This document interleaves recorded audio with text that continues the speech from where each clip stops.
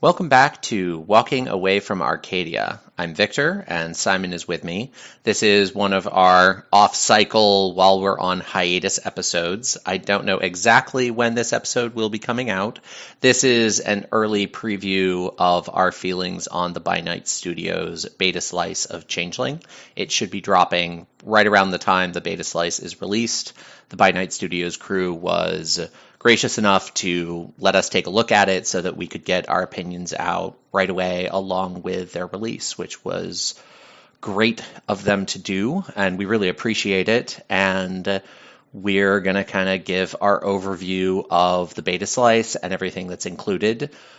Simon and I have said this before, but we do not have the most LARP experience of any gamer ever. I have some LARP experience. I have played the By Night Studios system, both at Midwinter this past year, which we talked about previously, and I've been taking part in a small local playtest in Chicago, but they're like 4 or 5 person games at most, just kind of playing around with the systems and seeing how they work in discrete scenarios. I will give some feedback from that. And full disclosure, I am in a think tank group with By Night Studios, so I'm giving them some early feedback. This is the first time I'm getting to talk about most of this stuff publicly, which is exciting. I've had to kind of keep quiet about what they've shown me, and it's very exciting for me to see all of this get out there. I think there's a lot of cool stuff, and this will be our first take on it. So should be a lot of fun. So just to go through some of the things that are in this edition, this particular beta slice that weren't in the last slice, there are a bunch of new kiths and some new arts and a few core systems. The new kiths that they released are the Clurican, the Ishu, the Gilly-Doo, the Inanimate, and yes, it is all of the Inanimate. We'll be talking about them a fair bit later. The Puka and Satyrs. The new arts they've released are Arboreal, Naming, Revelry, and Tailcraft, and they did a major revision to Chicanery and are now calling it Skullduggery. And then the new systems they've released they have systems for Cold Iron, Chrysalis, they've revised Glamour a bit, and they have revised Banality a bit, and they have systems for Bedlam.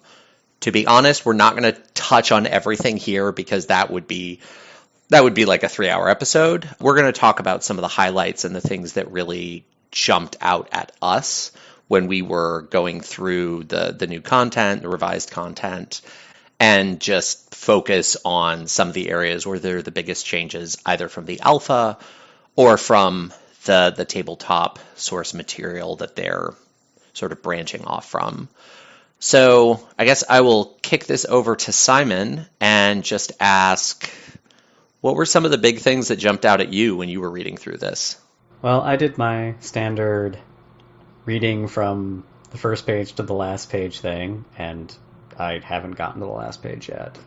So I'm not all the way through it, but I did get through the kiths and the arts, and the things that jumped out at me were that their jumping off point for this has pretty clearly been 2nd edition Changeling, and the places where they deviate from where C20 went are interesting. The Clurican is unlike the C20 Clurican. Naming is more like 2nd edition naming than it is like C20 naming. And the thing I was probably most impressed with was that they managed to give the Inanimate a concise and coherent history because they haven't had that, really. Yeah, I have to be honest, I've kind of grown in my opinion of the Inanimate. When I first looked at them, I had to kind of step back a little bit because I love weird alien, I'm a fae without a human soul, I'm totally different, you don't get me, like I dig that deep alien experience. And this write-up of the Inanimate is very much designed to be more approachable, to make sense in Concordian society, and to be more playable. And at first I went, no, but I love all these alien shenanigans and the weirdness of the Inanimate. And then I came back and I've read the whole text again. And I actually really like what they did. There are a couple areas that, I might adjust a little thing here, a little thing there, but I agree with Simon. I really like the inanime history now. I think it's tight and it makes sense. Some of the old inanime backstory you really kind of had to not look at too closely for it to make sense. They've adjusted the inanime so that you only get one husk. You can't just burn through husks, because in C20, it's like, well, if I die, I'll just go make another husk, and it's only a banality trigger if I do it to myself. And when you stop and think about what happens to any other character if they engage in combat and take enough damage to die, they die. The level of borderline immortality they gave the inanime was kind of outrageous. There's a little bit of Solemnance risk, but it was minimal, honestly, relatively speaking. And the inanime in here are designed to be on the same sort of power level with the other characters, the other kith. And I really like that because it makes them playable in a LARP setting. It makes them a possible core option. And I've never seen anyone else pull that off. Yeah, there are a couple of things that I would change or tweak to make them a little bit more interesting player fodder. But overall, they fit the scope of the game much better than they have in the past, and I really appreciated the way they used the inanime history to invoke the Dark Ages Fey Link, because it was very nearly elegant. Yeah, the other thing they did, and this is probably my favorite part of the inanime, is they've introduced sparks as a major developed kingdom. They're also called solas. And so sparks are inanime that are born out of anywhere where electricity has been harnessed. I think there's a short sort of 1 or 2 line mention that if a lightning bolt strikes, the place that it strikes could become a spark anchor and you could have an unshaped spark, but it's very rare. It's kind of the equivalent of the old 1 or 2 line mention that you could have a tree or a stone or something else that naturally looked like a human and a doll could emerge from it unshaped instead of a kubera or a gloam because of that sort of human shape, which invokes the whole we find human shapes and faces places that they don't really exist. But it was kind of an offhanded side hook. It wasn't the core concept, and the solos are similar. I love that they built that out. I think sparks were mentioned in the older inanime text, but it was just kind of a throwaway example of other phyla might exist. And I think they're very relevant. In the backstory, they made them previously part of the doll kingdom, which ties into that whole robots, AI sort of narrative. And it's a space that I've always wanted explored through a changeling lens. It's a small section of a larger kith right up on the inanime, so don't expect the pages and pages of exploration that maybe some people might hope for out of that topic, but it cracks the door open, which I appreciate. So, turning it back on you, what jumped out at you on your read? So, the inanime did jump out at me as well. The other group that really jumped out at me were the Clurican. I've always kind of struggled with the Clurican because they're presented as leprechauns, but when you go back and look at actual leprechaun myths are all about house spirits. Leprechauns make shoes. That's like their most stereotypical thing. The whole pot of gold shenanigans. I don't want to say it's not part of the myth, but it's not the central part of the myth that a lot of Americans think it is. And so the Clurican being centered around drunkenness and the pot of gold was awkward because the Clurican in their original myths are centered on alcohol, but it's because they're house spirits of wineries, of wine cellars. And when you take that house spirit piece away, because that belongs to Boggins, you're left with this thing that doesn't totally work. And C20 made it work by saying, don't pay attention to American Gods. We swear we didn't rip off any characters from there. No. And they just shoved the leprechaun from American Gods into a kith. He's fun to play, but it's a little awkward. And what they did with Clurican in the By Night Studios system is instead of emphasizing the house spirit aspect, they emphasized the contracting aspect. The Clurican are masters of contracts, which is also part of their old myths. You know, you made an agreement, you honored them, you had some half of the bargain you had to keep up for them to make all those shoes for you or do whatever other task they were doing. They were deal makers. And the Clurican are framed as the masters of contracts aside from the Sidhe. So previously, naming, contract, sovereign, all the forceful arts, all the agency forceful arts that took away agency, that manipulated people, those really all belonged to the Sidhe. And they took this one part of that out and they gave it to the Clurican, which fits mythologically. They're always conniving. Depending on the court, they can either be outright maliciously conniving. The Shadow Court Clurican are like full-on Rumpelstiltskin horror shows, or it can be a little more balanced and reasonable, but they're always trying to get the upper hand. And I read it, and it read like a leprechaun, and it didn't infringe on the narrative space the Boggans had, and I was like, wow, this is awesome. This accomplished what I actually didn't think anyone could accomplish with the Clurican, and it made me really happy. Yeah, I read the Clurican and I was totally into it. It also reminded me that I think the Clurican and the Spriggan were introduced at the same time. Or was that Spriggan and Piskey? That was Spriggan and Piskey. Dang. But like, it just made me think of Spriggans being the Thalain Clurican, because they're in Changeling, their whole thing is kind of the Rumpelstiltskin Pied Piper thing. Like, I made this deal with you and you welched on it, so I'm going to screw you as hard as I can on that. And I guess if Spriggans are supposed to be Thalain Piskies, that doesn't work, but it feels better that way now. Yeah, I hadn't thought of that, but that does totally fit.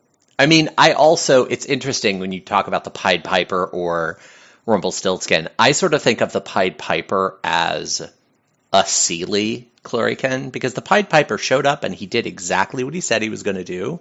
And he said, pay up, and his price wasn't that unreasonable. It wasn't low, but it wasn't that unreasonable. And he went, fine, I'll take your children. But like, he wasn't out to get the village from the beginning. Rumpelstiltskin was setting a trap from moment one. And that's kind of the division they write between Seelie Clurican, where if you screw them out of, whatever the contract is, they will still mess you up, but they're not out to get you from the beginning. A Shadow Court Clurican, while they will honor their contracts because they have to, it's in their kith, they will do their best to make a contract you will not be able to fulfill. And so there's space for a lot of different stories there. And it kind of moves into space that they made in the alpha release, where they introduced the idea of the commoner noble divide being more about station rather than being about whether or not you're Sidhe. And in a couple of different places, they did a pretty good job of setting up, like, this is traditionally a commoner kith, but they have a significant noble component to them now. The Clurican were one of them, and giving them contracts kind of helped fill that out a little bit. And it's jumping around a little, but one of the commoner arts, Inglenook, robbed a couple of powers from Sovereign. In particular, I remember Protocol being, I think it's like a third level Inglenook power with a different name now, but it's totally Protocol. And I really liked that. I mean, I can totally see, a Clurican now, or a Boggin, or maybe a Cat Puka pulling off that power, because if you've never pissed off somebody in your family who, is that aunt, or, annoyed somebody's cat and had them start following you around and policing you, you've had a very charmed life. Yeah, so the interesting thing with the putting protocol in Inglenook is Sovereign still has protocol, and Inglenook has kind of a different version of it. You spend a glamour point and you can stop people from fighting, especially if they're in your domain. In one of the playtests that I did, I played a Boggin and I took Inglenook, and I didn't get to 4th level because we were starting at beginning characters, but I did get to use Inglenook, and it does feel very much like Commoner Sovereign. I ended up using Master of the House. Anyone who's ever LARPed knows there's this tendency for players to kind of like chest bead and try to just control the narrative flow of a conversation. And I had a bunch of players try to turn that on me in a moment where I was the only Seelie Fae in the room, and they were all trying to push towards doing these terrible, awful things and being just very hardline about it. And I was like, okay, cool, I'm not going to fight you anymore. And Master of the House lets you reorganize which doors lead into which doorways. It's the kind of MC Escher phenomenon.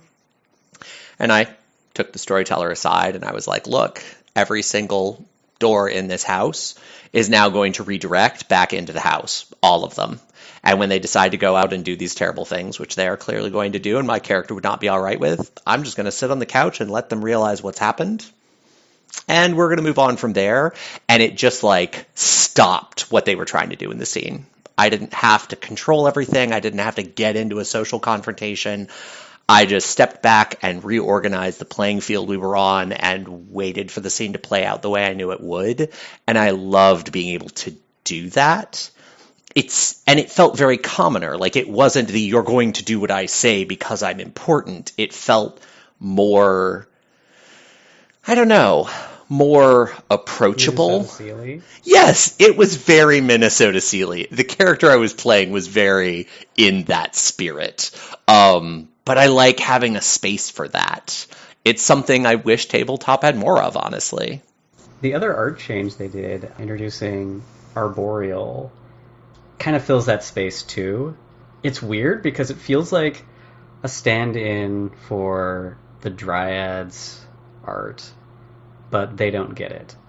And one of the things it does is it fills a space similar to the Spring art in C20, but it does it in smaller ways, because some of it, like Seeds of Greatness, feels very much like the Dryad's Birthright, while the second tier power, Sacred Grove, feels a little bit like they took, was it Hestia's Blessing, and then that one power from Changeling the Lost where everybody who slept near you felt better the next day, and a couple of freehold powers, and slammed them all together and went, okay, portable freehold, here you go.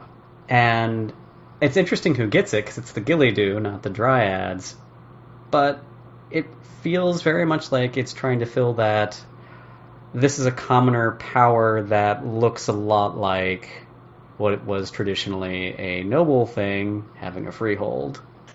Yeah, and I really like Arboreal. I think it's one of the more interesting and thematic new arts. It fits into what I think is a broad design choice. They're introducing a lot more of this is an art of a particular narrative idea, especially if you're jumping off from 2nd edition Changeling. There were some holes in the art structures. And so they're introducing arts like Tailcraft that the Ishu have that are all about controlling and manipulating stories and narrative. And Inglenook is all about hearth and home, and it's a Boggin power. And they're introducing more powers that are centered around kind of a focused narrative concept as opposed to being very broad and applicable across the board the way the arts used to be. And Arboreal fits into that. It's this art of greenness and verdancy. And I like it. I like the powers it uses for a lot of the reasons that Simon indicated. It's weird that the Dryads don't have access to it, though. In building the Inanimate, they tried to set the Inanimate up as a single kith, and I think they did a really elegant job overall with that. The one downside of having them as a single kith, though, is the kith all have a list of affinity arts, kind of full stop. And they added some flexibility with the Inanimate in that the arts you get are Metamorphosis, Naming, and one of the following: Oakenshield, Primal, or Wayfarer. Those three arts actually, I think, are a really good breakdown if you're talking about between the Undine, the Gloams, the Paraseems. That works really well. And like it doesn't make sense for a Paraseem to have Primal, but it makes sense for them to have Wayfarer. It doesn't really make sense for a Gloam to have Wayfarer, but it makes sense for them to have Primal or Oakenshield. And with the Undines, there's room in there arguably to have, I'd say, Primal or Wayfarer. Oakenshield would be weird. And there are arts here that it would make sense to give to a Kubera. I could see a Kubera definitely having Primal. I could see a Kubera having Oakenshield, that whole hardwood dynamic. But not having Arboreal there is the one thing that I looked at and I thought players that really want to play that Dryad wood elemental archetype are going to play the Gilly-Doo. So I think the Inanimate overall are a really good fit, but I don't know how Kubera are really going to find their place. Yeah, and Primal went through some pretty substantial changes now. I liked the way it went in C20, so I'm a little bit disappointed in this, because in C20 they went, this is elemental power for changelings, and in the By Night Studios version, it's... how did you put it? So the Primal Power borrows some abilities from Potence, from the By Night Studios Potence, and Oakenshield borrows some very solid systems from the By Night Studios systems for Fortitude. It tweaks them and adds to them to make them fit more with Changeling. They do things beyond just that simple do more damage, be more survivable. So they're not a direct pull forward, but it's very clear, at least to me on the reading, that that's the kind of game balance dynamic they're meant to fill.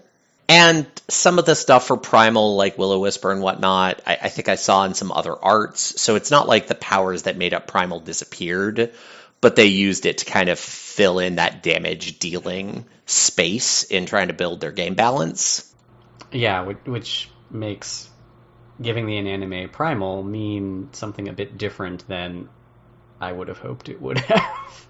Yeah, in the older elemental, like, summon the elements, manipulate the elements version of Primal, it's a much more obvious fit.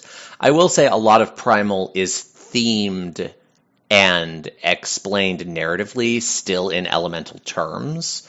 So the flavor is there. I get why it's here, and especially the balance between Oakenshield and Primal and Wayfarer, those are kind of the, if I had to say it, a stand-in for Fortitude, Potence, and Celerity. They really kind of map to the way By Night Studios handled those. It's a good game balance setup. Like what they have here is, okay, you have Metamorphosis and Naming, and those are your narrative powers. And now pick which type of combat you're good at. Like what is going to be your combat discipline. And I think this was probably designed off of, you know, that general balance being a lot of how they picked most of the arts for a lot of the kiths. So looking at it purely mechanically, I think it's well designed. I think it's elegant. It's just that Gilly-Doo having Arboreal and Kubera not, I'm still trying to make that work for me thematically. So what did you think of the Gilly-Doo, apart from them being dryads now? I liked the Gilly-Doo. I liked the Gilly-Doo for a lot of the same reasons that I like the Inanime. The Gilly-Doo previously were pretty much not playable. Like, if you played a very local Changeling Chronicle, you could play a Gilly-Doo. If there was ever any chance that your characters would travel, which is not unusual for Changelings, a Gilly-Doo kind of killed it. Like, the Gilly-Doo don't travel well in tabletop, and they're very removed, and they're kith in the strictest sense of the C20 term. They don't count as Galen, I guess, but really they're not part of Concordian society. And really in the old tabletop, they barely show up in America at all, I think. They're mostly in Wales. And that was all restructured, and they were kind of folded into Concordian society. And a lot of that had to do with their reaction to the endless winter and needing to find a place to survive. They struck me as playable and well-written and engaging. The thing that I was kind of left scratching my head a little bit is that overlap again between the Gilly-Doo and the Kubera. They really fill kind of the same narrative space.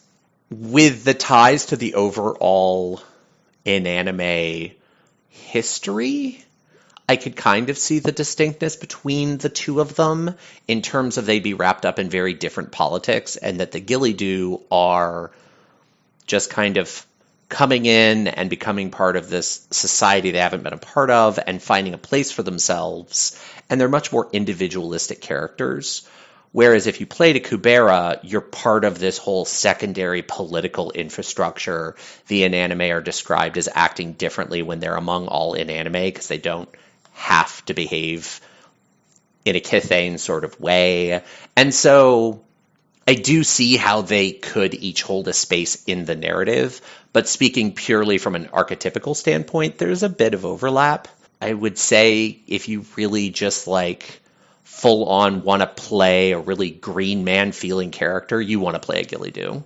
That's really where all that lives right now. Again, partially because of that arboreal space, partially because the Kubera are wrapped up in a much broader elemental political spectrum. They're not all about being green men and women.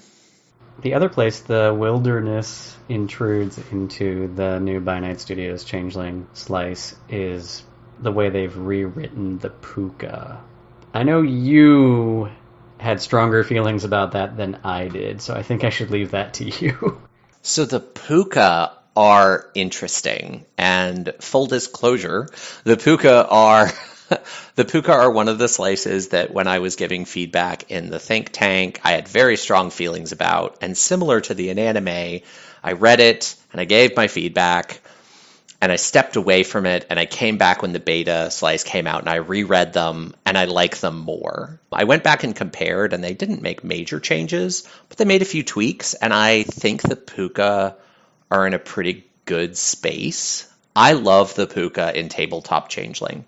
I think the place the puka hold in Tabletop Changeling is all of Changelings are constantly playing this sort of reality game where the world is cold and banal and terrible all around me, and if I acknowledge that, I am screwed. I've got a gun to my head and I can't stop being happy, or the person holding it is going to pull the trigger and that will be terrible, and the puka are just that dynamic ramped to 1,000. And if you play the lie of that really well, I think the puka are really interesting.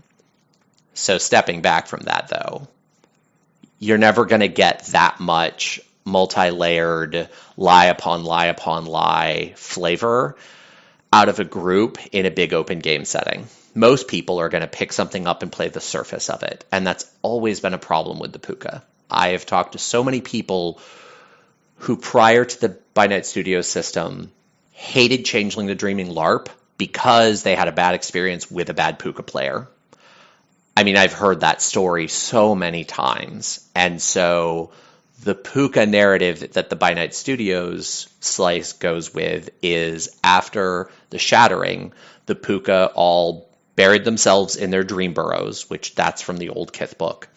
And only the most common animals that had the best relationship with humans stuck around, urban animals, pets. You got your occasional coyote or raccoon because they were so common in urban areas, but really mostly not even wild animals at all. And you go through and they have a pretty dark time and they're not happy-go-lucky at all during that period. The resurgence happened and they just clung to that and they took on this happy-go-lucky jester role because they are tricksters to an extent as well, and they leaned into their Seelie court.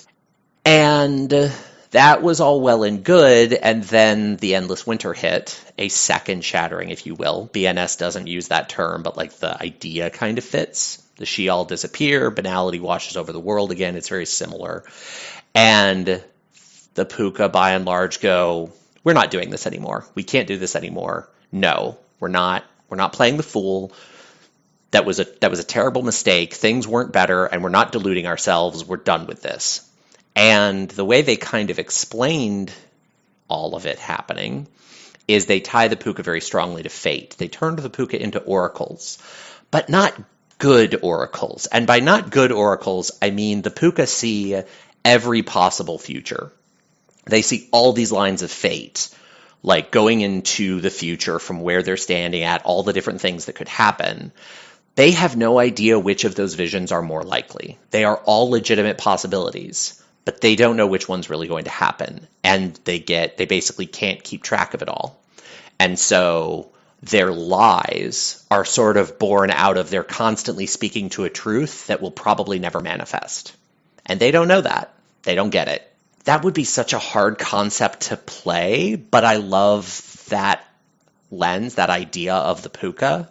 The puka are no longer that I've got to be happy or I'll die aspect of Changeling ramped to 1,000. That is very clearly been framed as a thing they did during the resurgence. We're past that now.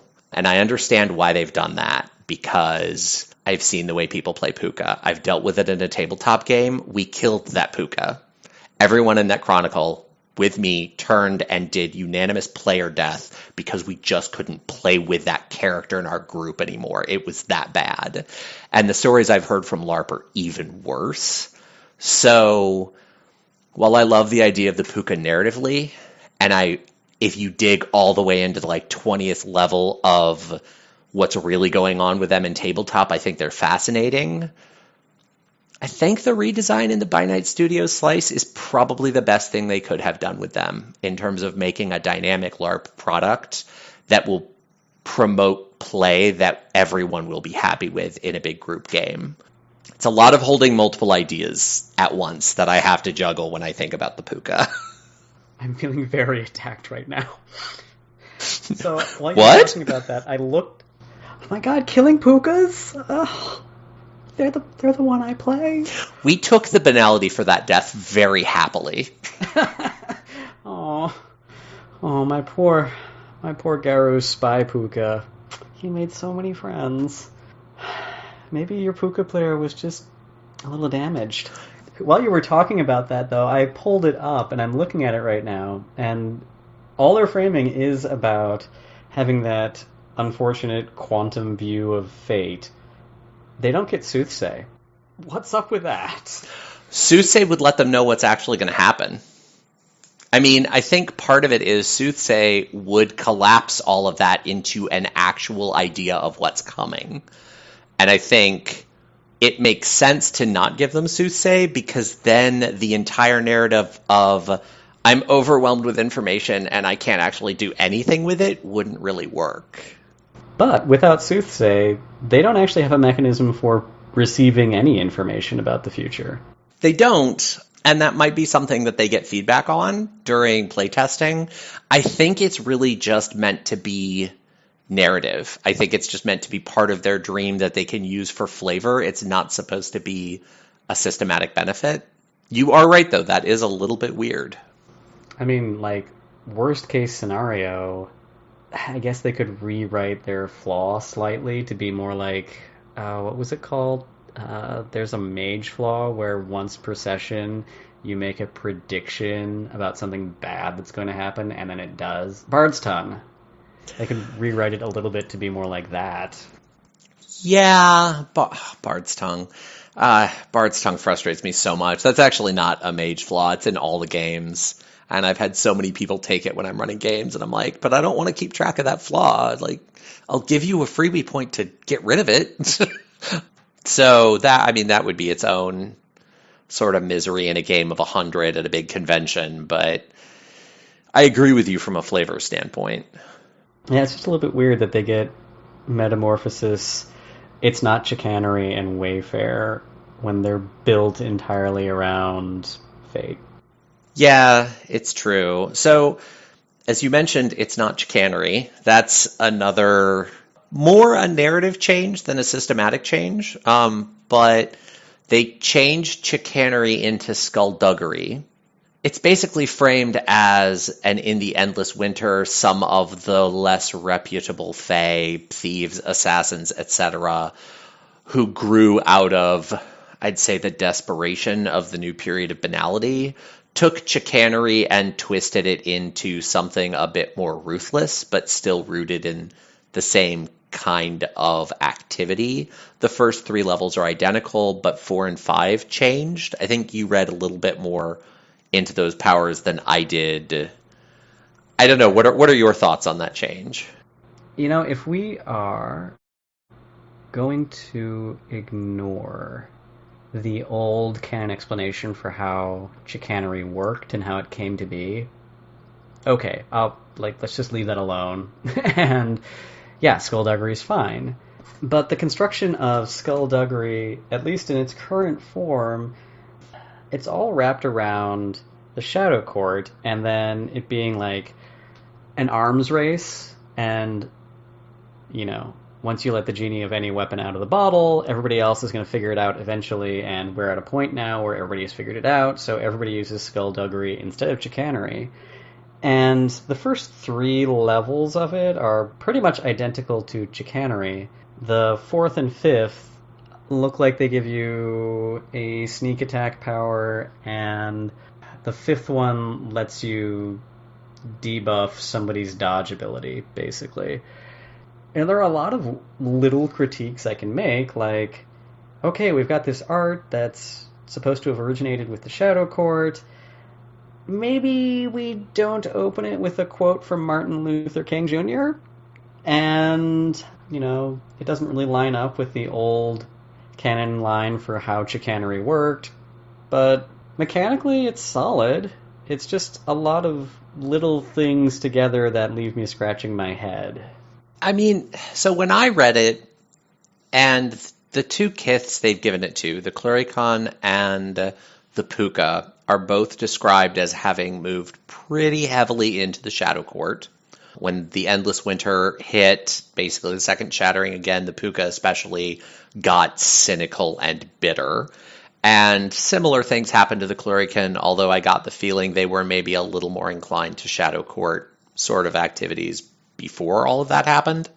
So I kind of understand that connection that they're drawing there, but it still just strikes me as a little bit odd that there's a kith affinity for what was fundamentally framed as a Shadow Court power, because you still have Seelie Puka, you still have Seelie Cluricon, and while that whole idea that they present about it was developed by the Shadow Court, but it leaked out because they couldn't keep it forever, and now other people use it, that makes sense narratively, but then the kith affinity feels much more like a supernatural tendency or proclivity, and it just feels weird to me that chicanery would have evolved so universally. I agree about it feels good, it's solid. I think it's meant to just be another aesthetic example of we're moving into the Endless Winter. I think they're trying to build that up in as many different places as they can, and building that right into the sort of narrative history and story of the arts,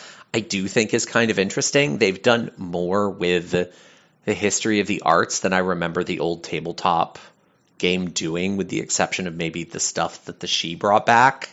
But that story still kind of boiled down to the She brought back some new powers. Well, that's good for them. Chicanery was an example of them doing that before. What was the old story for chicanery? The old story for chicanery was it was developed at or after the Shattering by commoners in order to manipulate what was left of the mists, and that She, at least in second edition, I think it's less emphasized in C20 or maybe absent, and that She look at chicanery and go, ugh, commoner art. Why would anyone learn that?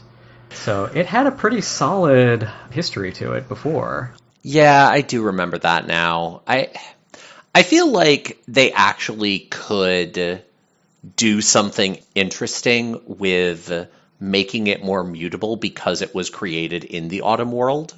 Like, I actually think that jumping off of that history, skullduggery as a evolution of that could make sense.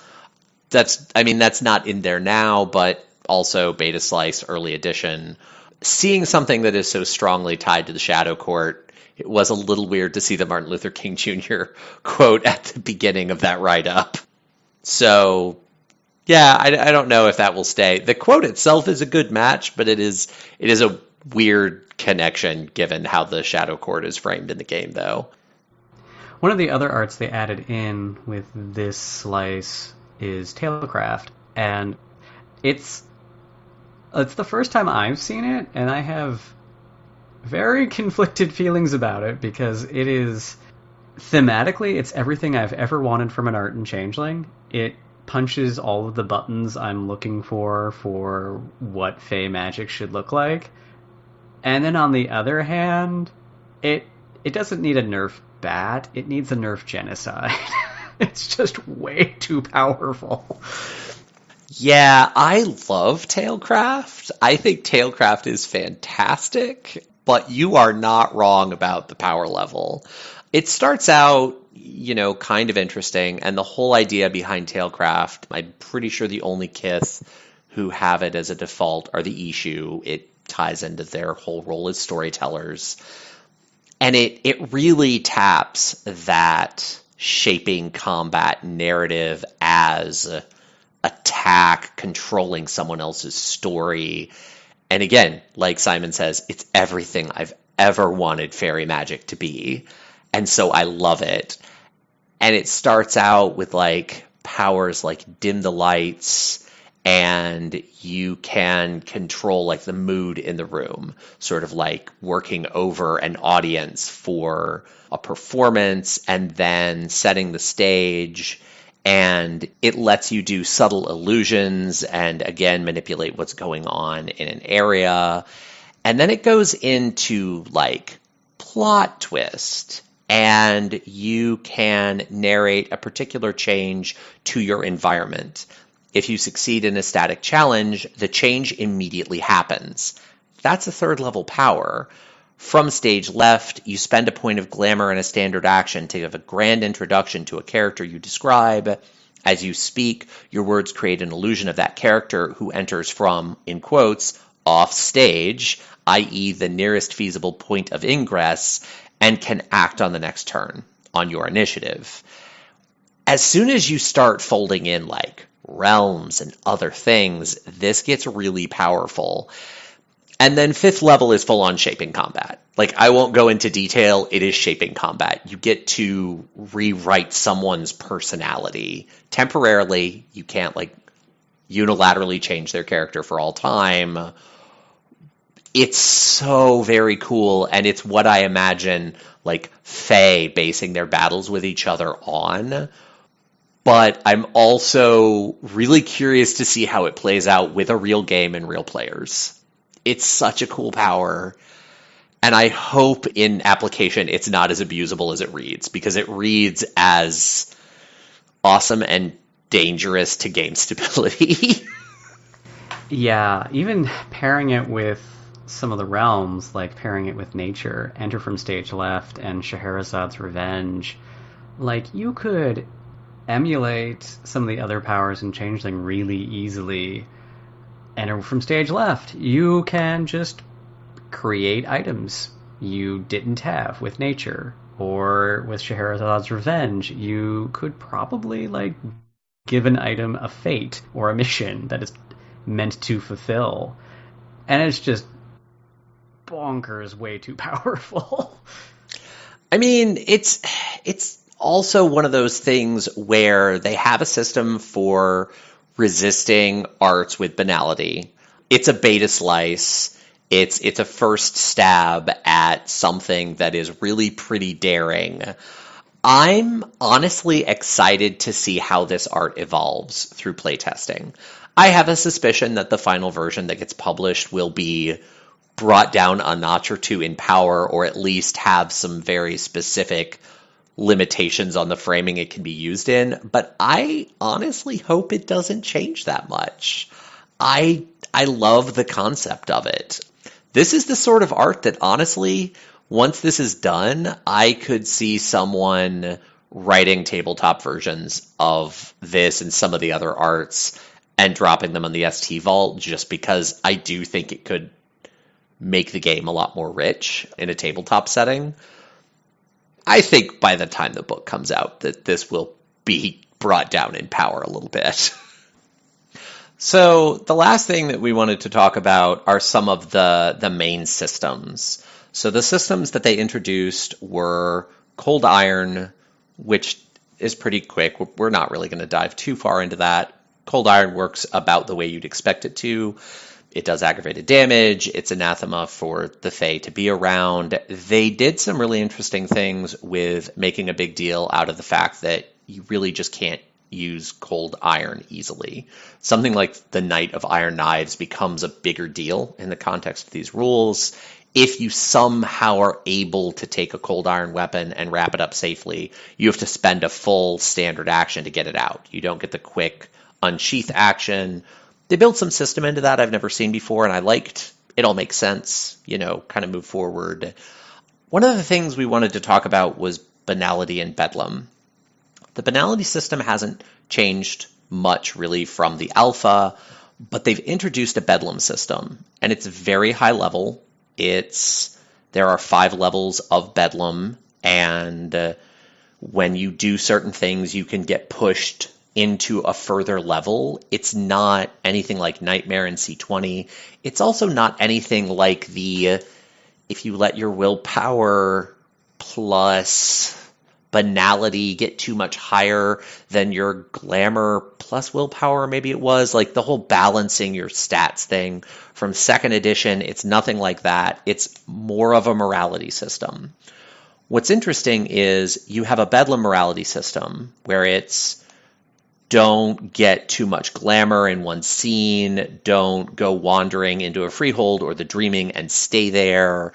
Performing Rhapsody gives you both banality and bedlam, which is interesting. Or it can, I think the things pushing you into bedlam is it's a little bit up to the storyteller. And there are 5 levels, and when you do these things, it really just shoves you further down the path of bedlam. If you gain 5 derangement traits, it can push you into bedlam, and that's using the kind of standard Binet Studios derangement system. That all kind of fits. It's a simple 5-stage thing. If you are around someone who is 5th level bedlam, you will go into 1st level bedlam, even if you don't have any bedlam. And so they've made it somewhat contagious, which is interesting. I kind of like that. It makes it a little more intensive. I don't know. Before I jump too much into banality, what were your thoughts on the bedlam dynamic, Simon? On a really surface level, I looked at the bedlam thing and their description for the different stages of bedlam, and layout-wise, it's relatively close to, I think, within a page of the sidebar they have about not treating mental illness in inappropriate ways, and reading the description for 1st level bedlam. That's kind of where I am in life right now.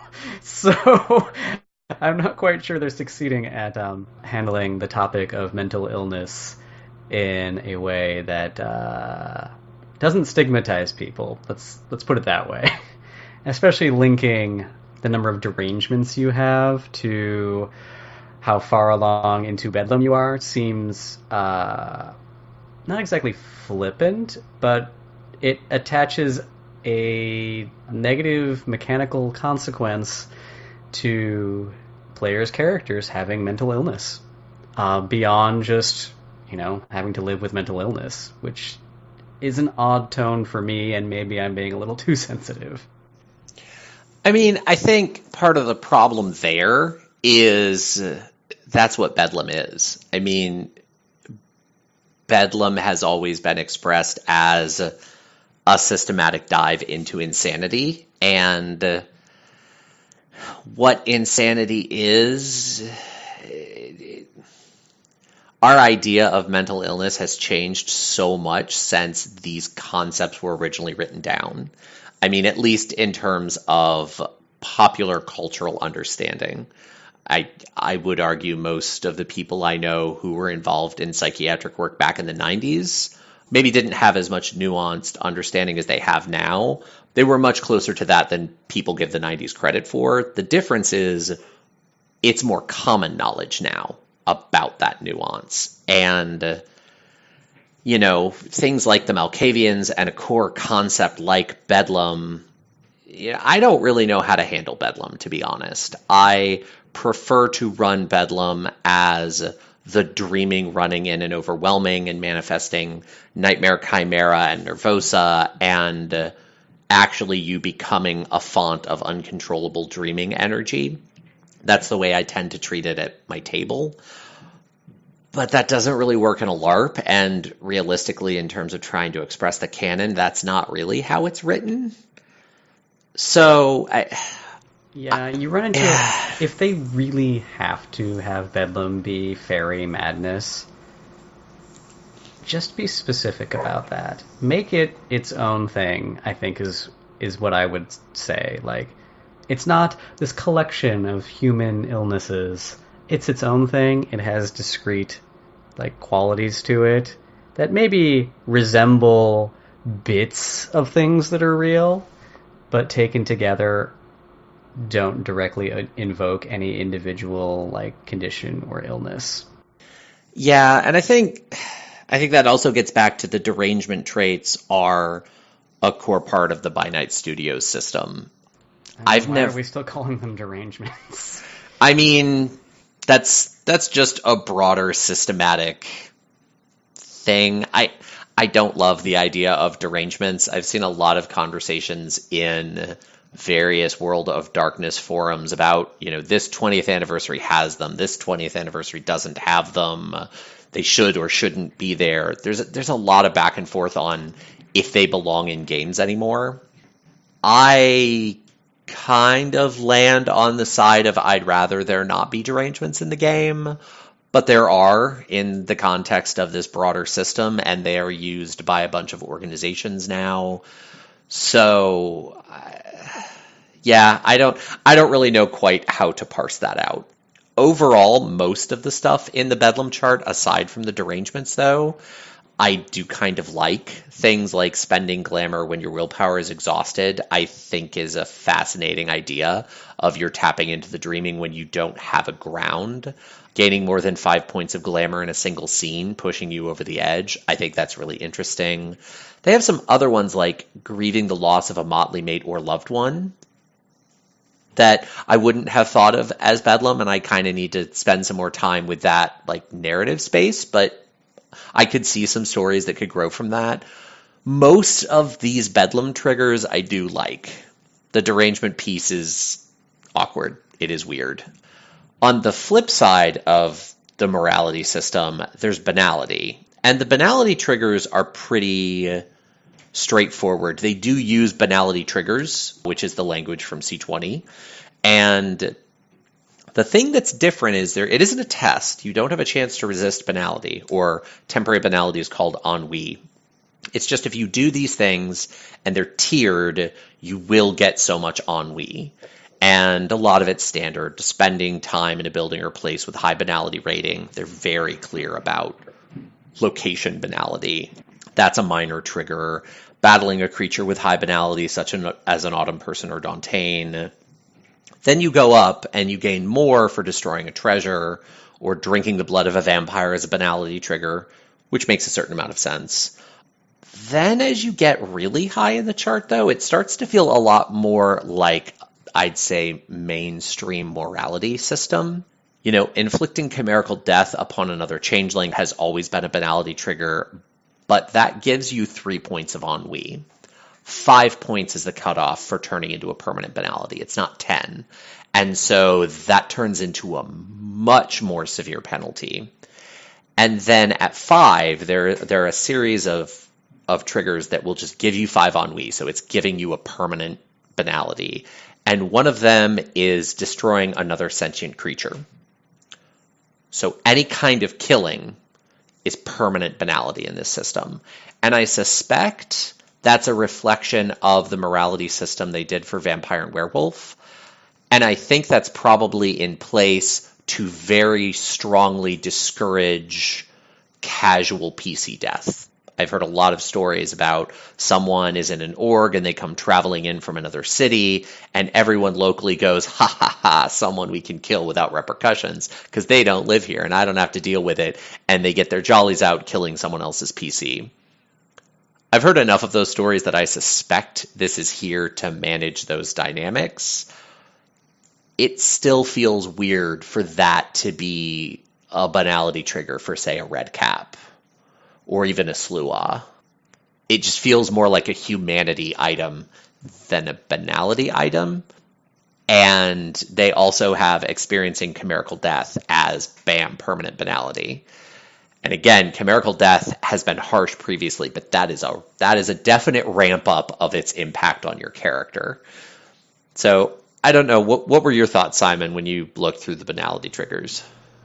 Oh, when I was looking at the banality section, I I don't remember if I flipped right to it, but like the first thing I saw was the banality chart, and I was just like, God damn, this thing is back again.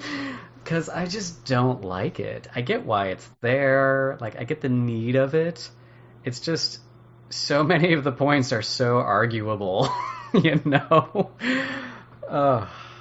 Yeah, and so when he's talking about the banality chart, he means the what is the average banality level for different types of creatures, or in this case, they've added locations. So banality 0 would be Dreaming or Freehold, and it goes up to banality 10, Technocracy Stronghold, or Dantean Autumn People Strongholds. Interestingly, people will always have between 1 and 9 banality. They don't, even Dantean and Technocrats are listed at 9, and I thought that was an interesting choice. I don't love the chart either in tabletop. I do have to say, though, in an org game, it's totally necessary. Like, I get how you're playing a character and you're going from city to city to city, playing in these games run by different storytellers with the same character that is built on an assumption of a certain level of consistency. And this is exactly the sort of thing that would need to be standardized in that setting. So I don't see a way around this chart. The other one I bumped into was the Mist chart is back too, which is one I don't hate so much.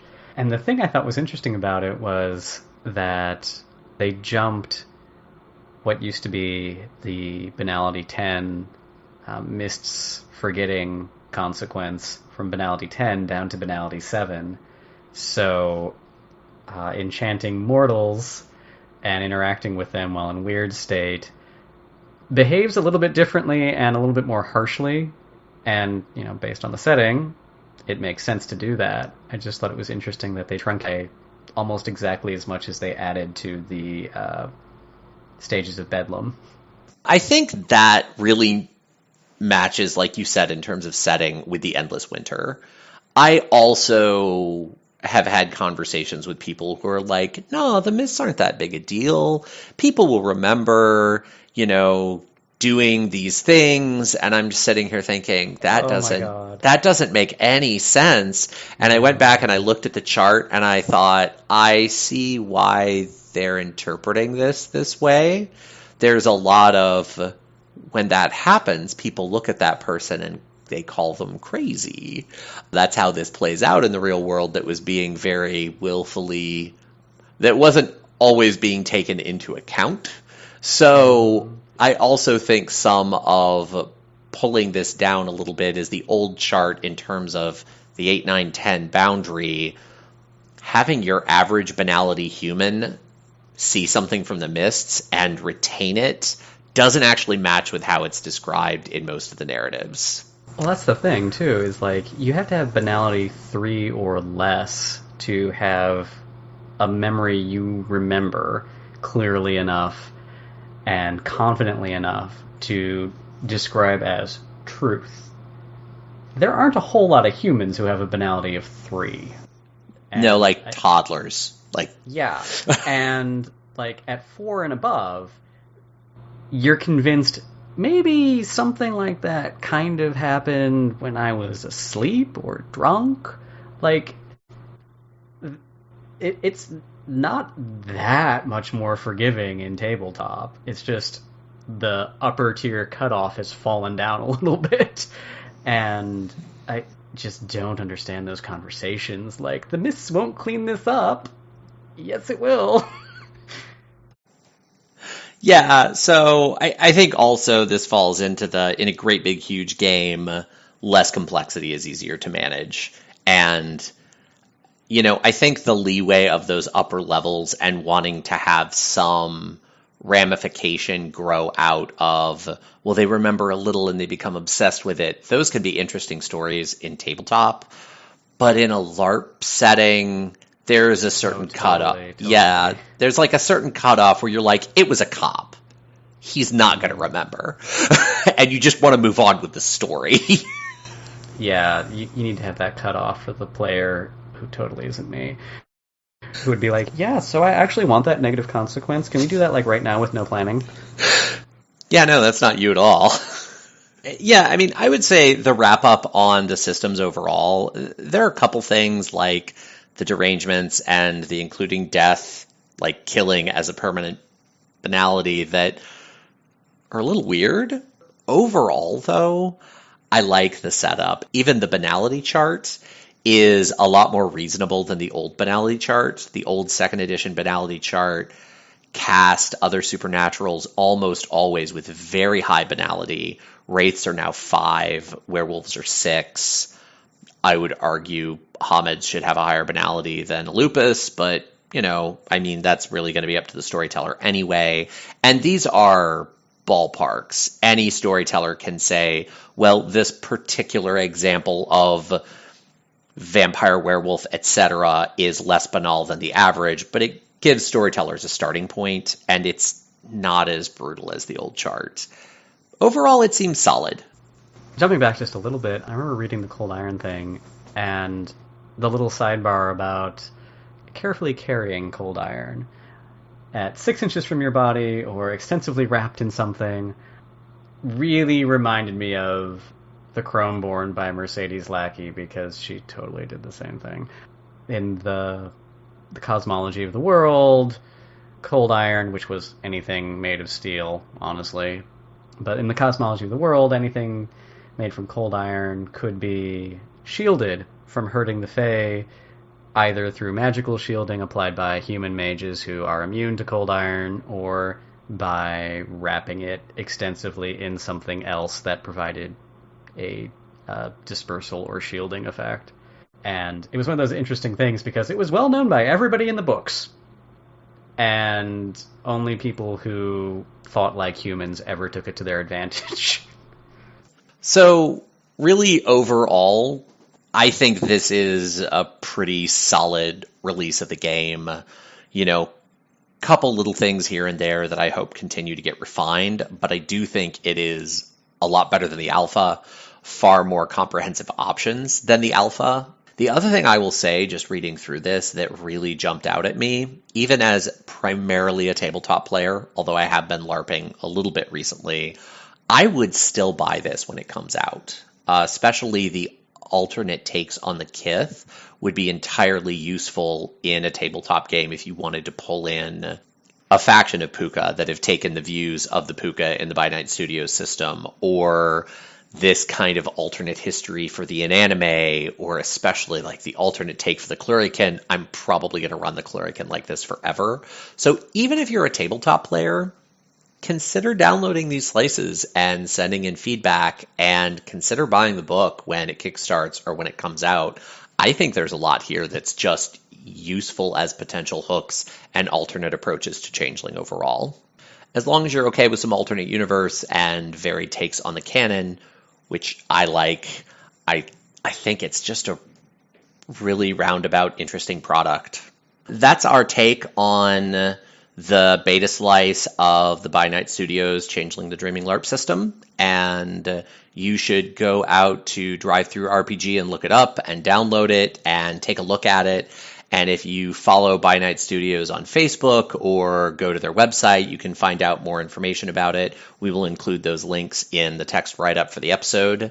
And I just think it's generally worth a look, and there'll be some things you like and some things that, you know, maybe wouldn't fit your game. But if nothing else, it's useful at your table, and I think this is really going to bring several more LARPers into the game. So thank you for listening, and I hope you take a look at the book.